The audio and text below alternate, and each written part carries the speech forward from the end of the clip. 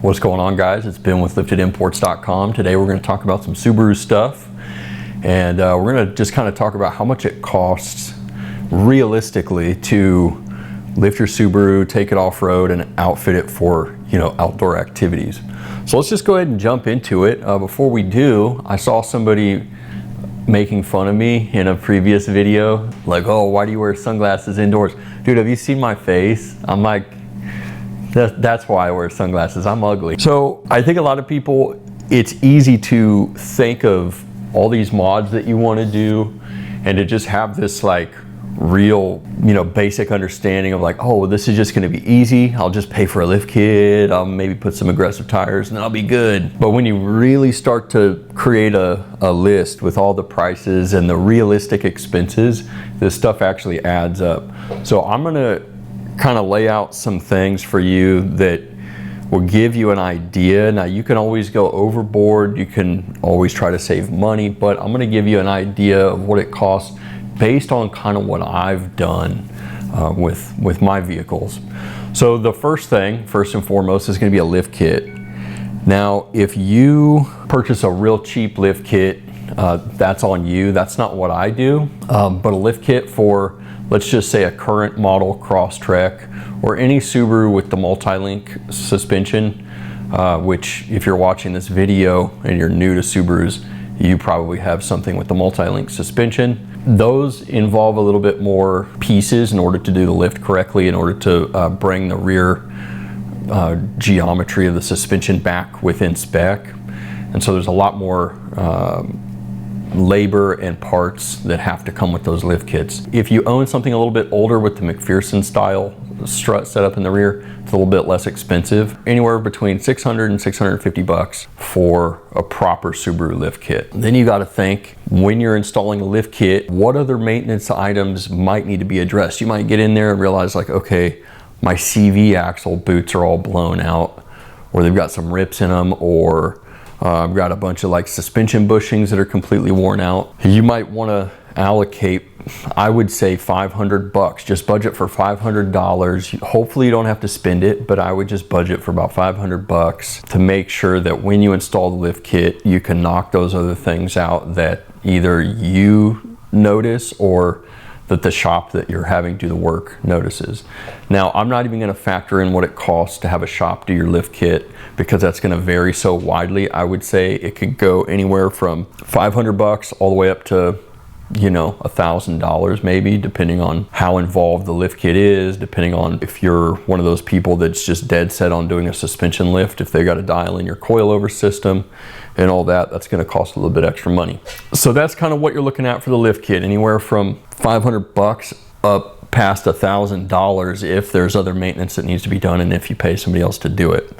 Now, the next thing is, more than likely you're going to need to do an aftermarket wheel. Most people choose to do that. There's a couple reasons. Number one, if you go off-road, downsizing your tire to a smaller wheel diameter is going to give you more sidewall, and so you can gain sidewall without really even going overboard on your overall diameter, just by sizing down to like 15, 16, or even a 17-inch wheel in some cases if your car came with like 19s, for example. But if you're going to do that, chances are you're going to spend anywhere from, I would say, $800 to $1,000 if you just go buy wheels. That number can absolutely vary. You can, again, save money by looking for something used if something happens to be on the market, or you could spend more money than that if you have expensive taste. And then if you're buying wheels and you're going off-road, you've obviously decided that you want to factor tires into your build. When it comes to off-road tires, you're probably looking at anywhere between $700 to $1,000, with maybe the average cost being about $800 to $850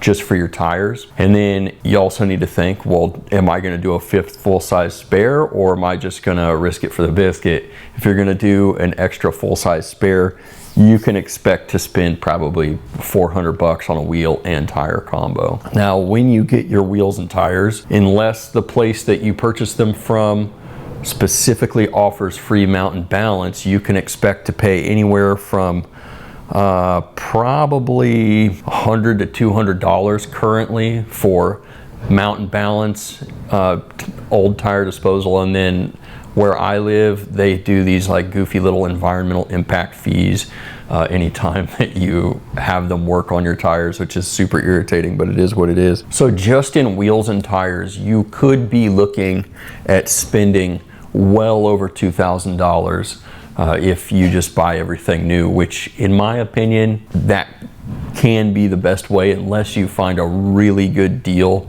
to where even if one of the tires is bad, it doesn't matter because it's such a good deal. But other than that, I do find a lot of value in the guarantees that come with buying your tires new. Okay, then you're gonna come across just like little tidbits. Like for example, some of you, and not everybody, but some people find that they experience driveline wobble or like a shudder or just weird vibration after lifting their newer Subarus. And again, this is going to be Subarus with the multi-link suspension, because since you have to drop the rear subframe to move the rear wheels out of the way of the wheel arches, that changes the driveline angle. Older Subarus, you don't have to drop the subframe, and so you're not changing the driveline angle. But in some cases, you might need a CVT anti-wobble like insert, and those are going to be anywhere from 50 to 60 bucks. And then, you know, you can budget another 100 to 300 bucks for weird little things that you're going to find along the way. Maybe you got to replace some sway bar end links. Maybe you find out for whatever reason that you need some new rear suspension parts like lateral links, things like that.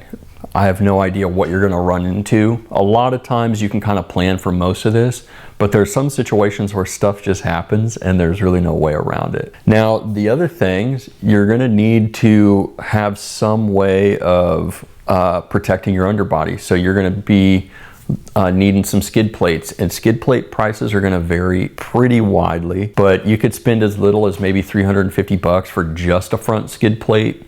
All the way up to, you know, right around $1,000 for full front to back underbody armor. The cost is going to vary depending on what model Subaru you own and who you buy it from.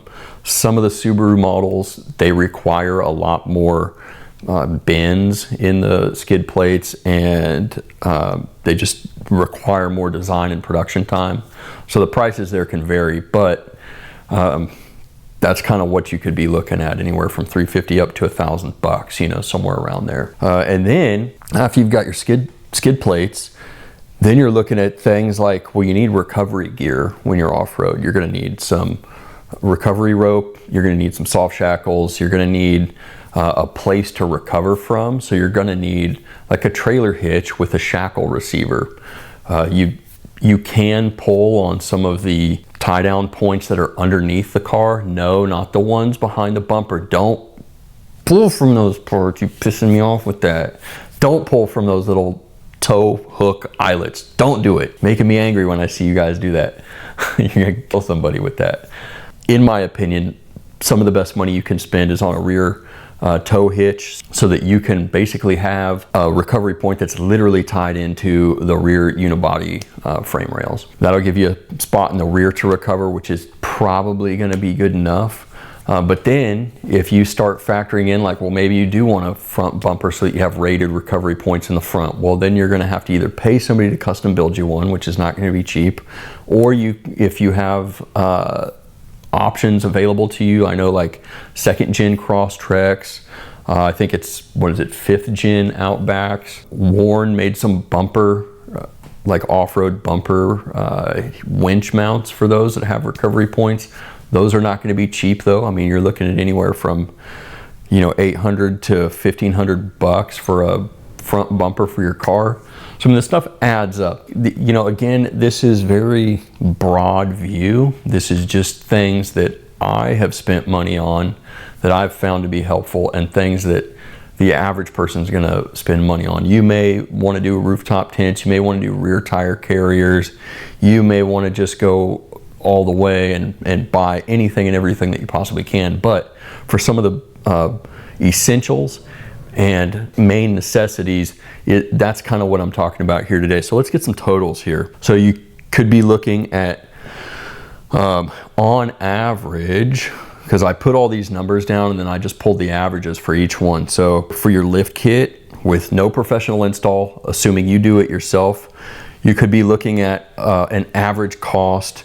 If you include a budget for repairs that hopefully you don't have to spend, that whole endeavor could cost you anywhere from about $1,100 to $1,200, just depending. Then your wheels, you're gonna be spending an average of about $900 on wheels. Again, that's up to you on how frugal you wanna be. Then your tires, if you just go and buy a tire that works for you and you do a full-size fifth spare and you have them professionally mounted and balanced. I don't know anybody personally that has a tire balancer, so that's probably going to be you also. You're going to be looking at about $1,400 with mount balance and 5 tires. Then you're going to have random little things. Maybe let's just do an average of like $55, assuming you need an anti-wobble insert. Skid plates, let's just do an average of $600, because some of you are only going to do the front, some of you are going to go all the way front to back. So let's land in the middle at $600. And then recovery gear, let's say you do a set of gear like, recovery ropes, a trailer hitch, shackles, soft shackles. Maybe some of you will do like a cheap front bumper or something like that. So let's just say an average of about $1,150 for a proper recovery setup. That's going to give you a total of right around $5,200.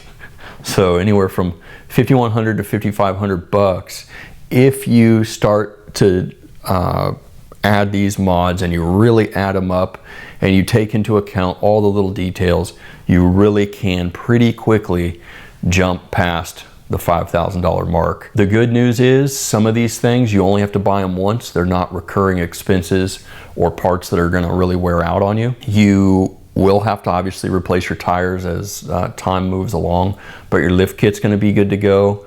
Your wheels, unless you really hammer one into a rock or something, those are going to be good to go. If you ever sell your car, you can pull them off and sell them or keep them for your next vehicle.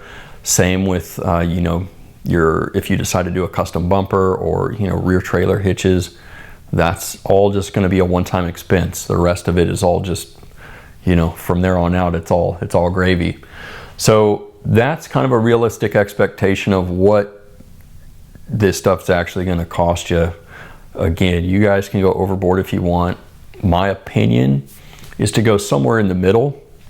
I think that skimping and trying to save money in places with vital components like lift kits, tires, brakes, things like that, I think are foolish. So make sure you do your research, find companies that you like, that you feel confident in, ask around, see if they're offering good service. But that's kind of what you can expect to spend if you want to get into the lifted Subaru thing. It is a little bit cheaper than buying a 4Runner or something else like that. These cars are not going to be as capable at the end of the day as straight axle swapped Toyota 4Runners, like Land Cruisers, all that stuff. They're not really going to be something that you can build into a rock bouncer. But if you just want to get out into the forest, have a good time, and do some mild trails, these cars are fantastic. They're very economical. As long as you don't keep a bunch of bull crap piled up on the roof, they still get pretty good gas mileage. Yeah, I've had so much fun in my lifted Subarus over the years. I've been lifting these cars for over a decade at this point, which makes me feel old, but the good news is I get to share my experiences with you guys. If you got any questions, feel free to drop them in the comments. If you're not subscribed to the channel, please do that. The more people subscribe, the more it lets me know that there's people getting any kind of value from this. But until next time, we'll see you guys out on the trail and hope you have a great day.